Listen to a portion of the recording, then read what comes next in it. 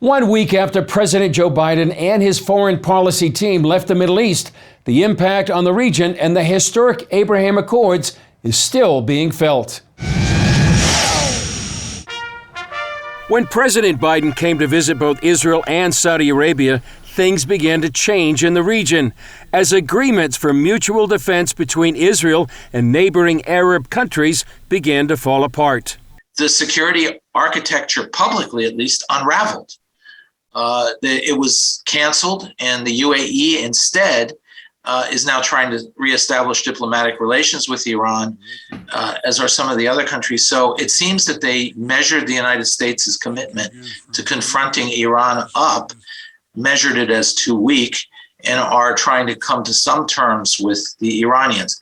Middle East expert David Wormser says the unwillingness of the Biden administration to present a credible military threat towards Iran puts the Sunni Gulf countries in a vulnerable position. Because alone, they really can't stop the Iranians. They can't defend themselves effectively against the Iranians. So they only have one or two choices. One choice is to try to grovel in front of the Iranians, which is the path they're beginning to show some sign of.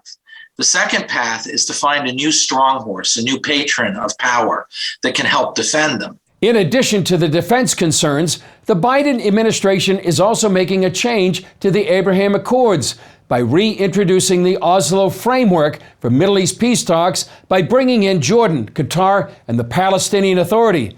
But other countries don't support that idea. The Saudis, the other Arabs, they do not like the PLO. They do not like what they're doing in various areas. So by forcing that back in, it actually threatened the Abraham Accords.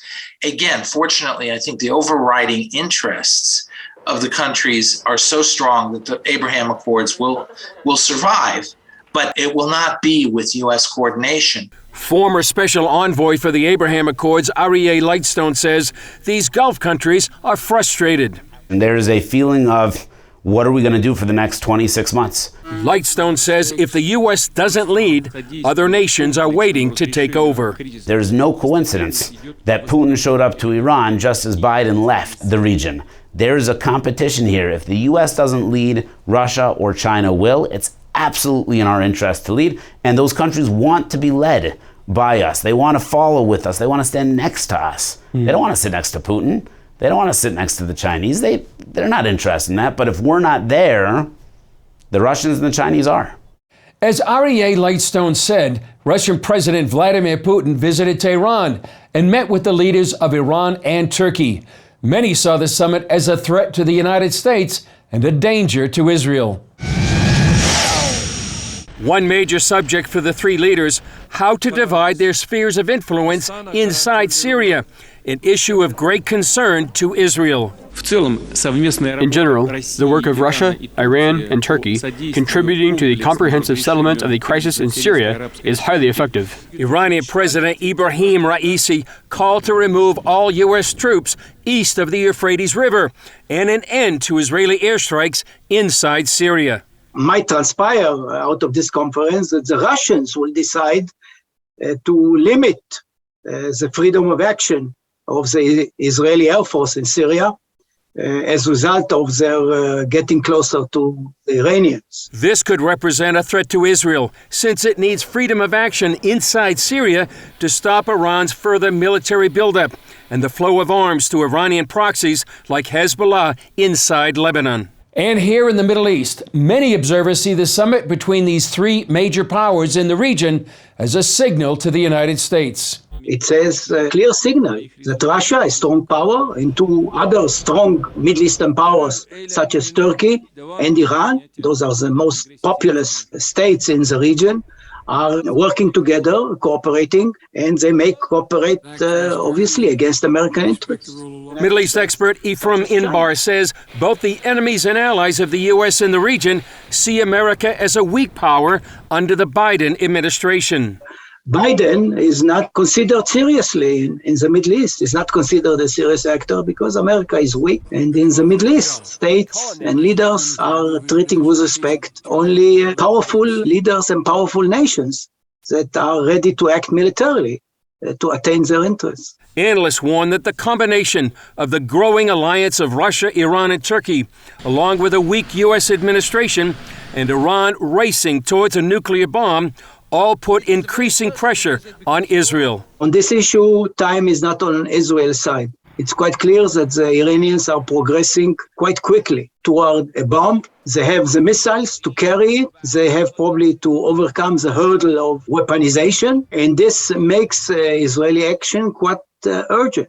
After his 5-day Mideast trip to Israel and Saudi Arabia, President Joe Biden traveled back to Washington and also announced he now has COVID. Some believe his visit left the region at a dangerous geopolitical crossroad. During the Saudi Arabian leg, President Biden emphasized the U.S. commitment to the region. He talked of wanting to prevent Russia and China from filling a Mideast vacuum he admits the U.S. created. But let me conclude by summing all this up in one sentence. The United States is invested in building a positive future in the region in partnership with all of you, and the United States is not going anywhere. A question from the beginning was how would the president deal with Saudi Crown Prince Mohammed bin Salman, who he believes murdered journalist Jamal Khashoggi. The answer came in a fist bump, a picture seen around the world. Do you regret the fist bump, Mr. President? Why don't you guys talk about something that matters? Despite this awkward relationship, part of Biden's wish list included asking the oil giant to produce more, hoping it would lower the price of gas in the U.S. The kingdom had announced it increased its maximum production capacity to 13 million barrels a day. The kingdom has no spare capacity to increase production beyond that. The greater issue for the region, however, is Iran's growing nuclear program and uranium enrichment. We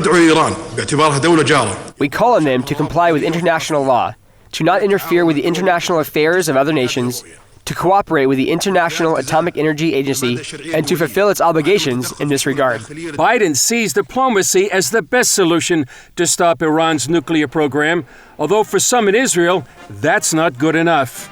Certain key people in the IDF were really, as they say, freaked out by Biden's unwillingness to do anything at all to prevent Iran from putting nuclear weapons together and deploying them against Israel. Foreign policy analyst Carolyn Glick calls the Biden administration backward as it confuses friend and foe. Iran is an enemy of the United States that seeks its annihilation. And on the other hand, Saudi Arabia has been an American ally for 80 years because it doesn't make sense why the Biden administration would want to give some sort of, celebrity discount to Iran and treat Saudi Arabia so harshly when the former is America's enemy and the latter is America's ally. As for Israel, with a caretaker government and upcoming elections, Glick says this is a dangerous season. We're in a very difficult and trying time right now, and we just have to hope for the best and hope for the best in terms of the elections so that we'll get, hopefully, again, more competent leadership elected and into office in 4 months. So we have to hope that we'll be able to weather this very dangerous storm.